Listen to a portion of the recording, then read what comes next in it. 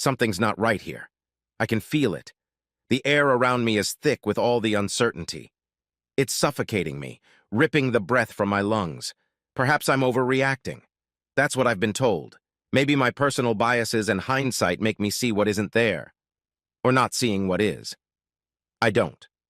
All I know is that I feel like I've just been handed a crappy cheese, lettuce, and tomato sandwich and told it's a quarter-pound cheeseburger.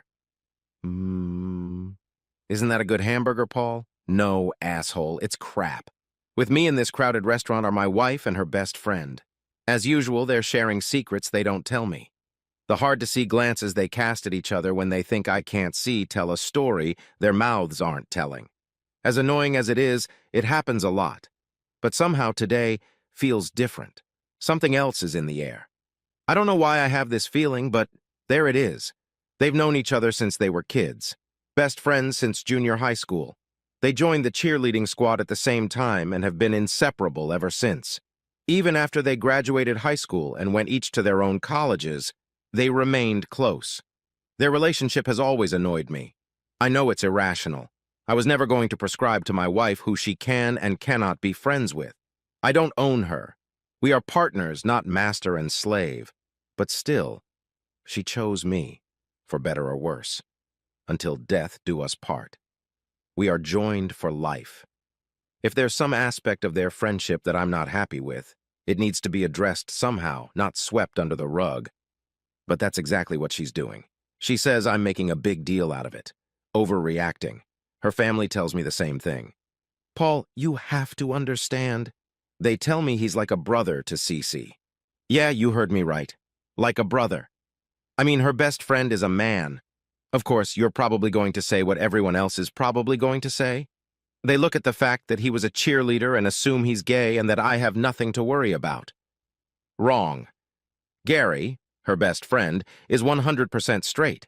In high school, he had more cheerleaders than he did quarterbacks. He has seen them all naked at one time or another. He was always at the bottom of the pyramid, which meant he spent most of his time looking at their asses and grabbing them. He had to make sure he grabbed them right so they wouldn't fall over.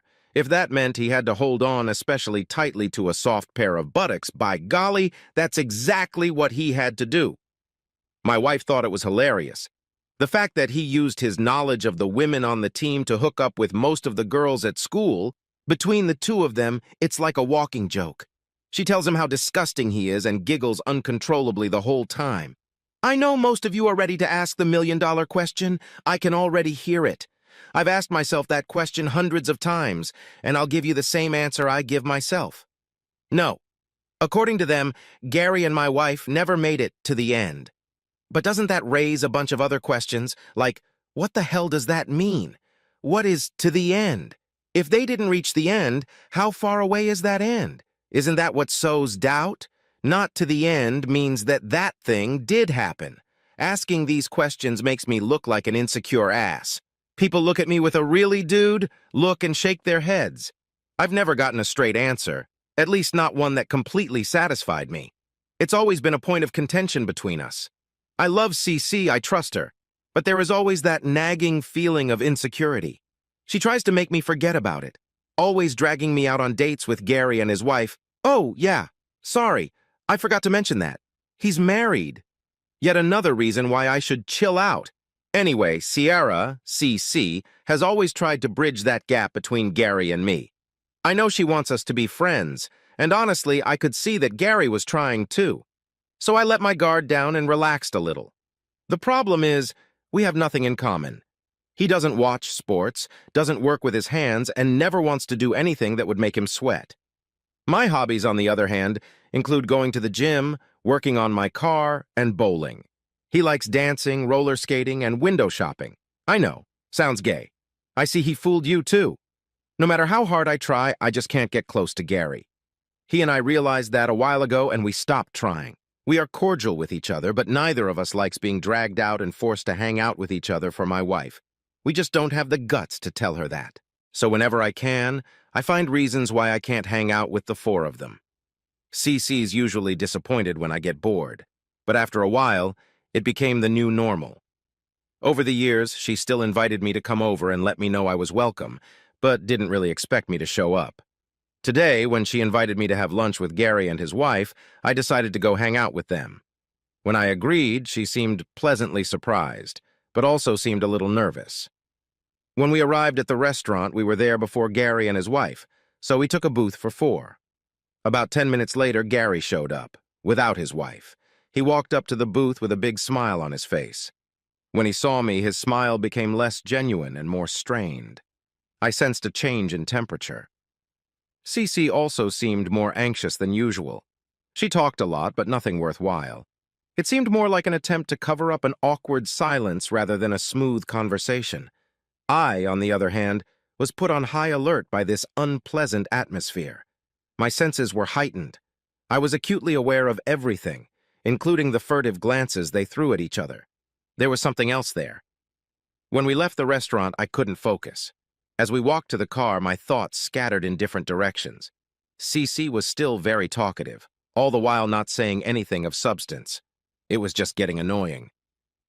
"What's going on between you and Gary?" I suddenly asked, interrupting her meaningless sea of useless words. She stopped and looked at me with her mouth open in surprise. "I realize you guys are mad at me at this point. I broke rule number 1. I suspected my wife of cheating on me. At this point, I should have pretended everything was fine, secretly made contact with a private investigator, and then, while he was watching my wife, I should have maintained her false sense of security so that she would let her guard down and make a mistake. Fuck that shit." "Paul, what are you talking about?" she asked me. I have to admit, she did look genuinely confused. "I'm talking about you and Gary. What's going on?" "Paul, you're not making any sense." "Okay," I said, stopping. "Let me ask you a simpler question. Are you sleeping with him?" "What?" she gasped, completely shocked. "Sleeping with Gary? Are you out of your mind?" I admit it. Her absolute shock at the thought of her with Gary actually calmed me down. "A little bit. But I know I'm not imagining things." "If you're not fucking Gary, then fine. But something's going on. I need you to be straight with me and tell me what the hell it is." Cece shakes her head and walks forward. I step faster to catch up with her. When I level with her, she says, "I can't tell you, Paul. Don't ask." "Just wait a minute. Do you have something you can't tell me? Your husband. But you have no problem telling Gary." "Paul." She's whining like she's begging me to stop talking. "No, don't flatter me. Answer me. You can tell Gary, but not me, right?" "You don't understand, sweetheart," she said cryptically, gently grabbing my hand. "It's a tactic she uses when she wants me to calm down." I shook my hand, freeing myself, waiting for her to elaborate, but she doesn't. "Kira, you better tell me something," I say firmly. She looks at me wide-eyed, as she always does when I call her by her full name. Then her face looks defeated as she exhales irritably, quietly. "Paul, this is not my secret. I still don't give her space, and she finally gives in. Gary is cheating on his wife." "What?" "Yeah," she says, nodding. "He told me not to tell anyone, not even you." I almost sigh in relief. But then my mind starts spinning with other thoughts. "So he's cheating on his wife, and you're helping him cover it up? Is that true?" She nods again. "But you don't have to tell him anything. I promised I wouldn't tell you." By this time, we're standing by the car, so I unlock and open the door to let her inside. When she gets in, I walk around to the other side of the car and get in. "Promise me, Paul. Promise me you won't say anything." I don't answer her, starting the car. After I pull into the driveway, she once again begs me not to say anything. Honestly, I didn't care about Gary cheating on his wife. That's his business. If he wants to give up on his marriage, to hell with them. What bothers me is the fact that my wife not only knows about it, but is helping him. "So he's cheating and you're helping him?" I repeat, carefully emphasizing the words I want her to pay attention to. Now I guess she realizes the meaning of what I'm saying and starts to back off. "Well, it's not like I'm helping him with this. I'm just here to talk to him, that's all." "About the affair?" "Everything. Including cheating on his wife, right?" I can see her growing increasingly annoyed at the continuous loop this conversation is going through. Me too. I think I'm more entitled to it. I'm the only one in the dark here. The only reason for this loop is because she wants to play word games instead of just telling me the truth. "Paul, why are you questioning me? I'm not the one cheating, am I?" See, there she is. Another ploy to confuse me. She didn't even answer the question. She can't say, "Yes, I'm helping my best friend cheat on his wife." Instead, she has to try to fool me and make me out to be some crazy bastard who always overreacts. Heck, I'm not exaggerating. I've pretty much decided to let it go. The escalation alone makes it all not worth it. But I refuse to get out of the way of her word games. It's a common tactic of hers. It's actually quite effective. But not tonight. Today she can't refuse me. I quickly touch the car and squeal into the makeshift parking lot. Then I put the car in park and turn off the engine. "Paul, what the hell?" "Cece, I'm not playing with you. Give me some straight answers. We're not moving until you do." "What the hell is wrong with you?" she yells at me. I take the keys out of the ignition and put them in my pocket. A useless gesture, I know, but it makes my point perfectly clear. She sits up and stares at me, not believing her eyes, while the seconds tick away. "Jesus, you're an asshole!" she finally shouts, crossing her arms over her chest and pouting her lips. I sit silently in place, waiting. I'm not going to let her distract me from this conversation with any more confusing answers to my questions. I lean back and rest my head on the headrest. Great! He's cheating on Cynthia with someone from his office. He tells me he feels bad but can't stop. This new woman makes him feel alive. She listens to him and understands him in a way that Cynthia just can't understand. Are you happy now? Well, where do you come in? You're giving him an alibi? Are you sitting there listening to a report on his sexual gymnastics? What are you doing for him to come talk to you about it? I'm just here to listen to Paul, that's all. You should try it sometime. I think about it for a few minutes. Then with a nod, I start the engine again and drive off. Do you think what he's doing is wrong? I ask after a minute of silent driving. I guess, but I don't blame him for it. So you don't tell him to talk to his wife? You don't tell him it's wrong to cheat on her? You just sit there and giggle with him about all the nasty things he's doing with this other woman. Am I right? She just shakes her head. See? This is why I didn't want to tell you. You're so quick to judge people. Really? Telling your best friend that he's wrong to cheat on his wife is judgmental? She lets out a groan that is pure annoyance. That's not what this is about. It's your attitude. You're so sanctimonious. You already don't like Gary, so why would I tell you something that would make you dislike him even more? You won't even try to understand where this is coming from. Where did it come from? He's cheating on his wife. Who the hell cares where Mr. Cheerleader came from? I'm yelling. How the hell does she not see that? All she does is snort, shake her head, and stare out the window. We don't say another word the rest of the way home. At the end of the day, the air in my house is cold, and I'm not talking about the air conditioning. Cece walks around, deliberately ignoring me. It's highly annoying, and I, in turn, don't try to get her attention. Fortunately for me, it's Sunday. Sunday is soccer. It allows me to not even worry about her being cold to me. Later in bed, she continues to protest. When she comes out of the bathroom after her shower, she's wearing a baggy t-shirt that says, "Fuck you, not sex," and sweatpants that say, "Don't even think about it." When she gets into bed, she turns so that she's facing me. For a minute or so, we lie in dark silence. Each of us tries to outsmart the other. Finally, I have had enough. I have to bring up the question that has been bugging me all day. "CCC, what if you were cheated on by me?" Before I can finish, she instantly turns to face me. The movement is so quick, so sudden, it pulls the blanket off me. Her face is a mask of anger.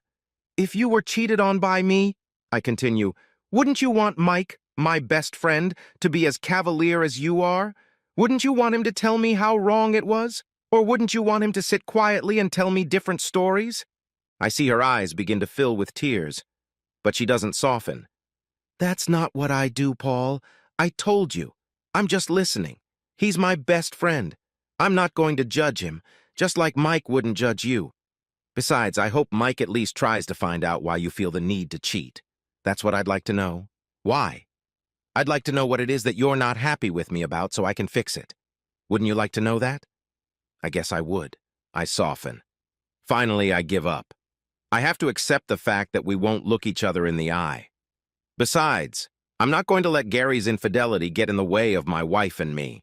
It's already cost us one day together. We could have spent today having fun. Instead, I watched all the games I could find, and she did whatever she wanted. Now I'm not having any sex. Look, Cece, I'm sorry, okay? I still think it sucks. And I don't like that you seem okay with your best friend cheating, but I'm not going to hold you accountable for it. Can we please put an end to this Cold War? Her eyes glisten with tears and she nods. Okay, I'm sorry. You're right. We shouldn't be fighting. She moves closer to my side of the bed and wraps her arms around me. We kiss with a deep, passionate kiss. That kiss was both a white flag of surrender and an apology. It was also imbued with a promise of love and understanding. Even though we had argued and disagreed with each other, we were still lovers and spouses. I love you, Cece, I say while my hands find the waistband of her sweatpants. She doesn't stop me from slowly pulling them down. She even lifts her hips to help me. I love you too, Paul, she says as I pull her pants off. Her eyes are full of fresh tears. Don't ever forget that, do you hear me? I hear you. I hear you. We're making sweet love. It's one of those great sessions. Married people know what I'm talking about. Every once in a while, you and your wife have that intense, energetic sex. The kind of sex where you just can't get enough of each other. I love my wife, and I won't let Gary or anyone else get in my way. The next day, I walk through the door and kiss my wife before heading to the bedroom to remove my work casual clothes. While there, I see her cell phone light up on the nightstand, starting to vibrate. I didn't pay attention to it at first, but then curiosity took over. My wife's phone is locked, but she has it set up so that when she gets a message, it shows up on the screen. She can't reply to it until she unlocks the phone, but she can read it. So I can too. What I read stunned me at first. However, the pieces began to fall into place and make a lot more sense. When full realization came, I was furious, a boiling fury of magma. The message was from Gary, and it said, "Glad your affair is finally over. It was so not good. Your husband is a great guy. He doesn't deserve this. Besides, you know I can't keep a secret. What the fuck? Ciara!"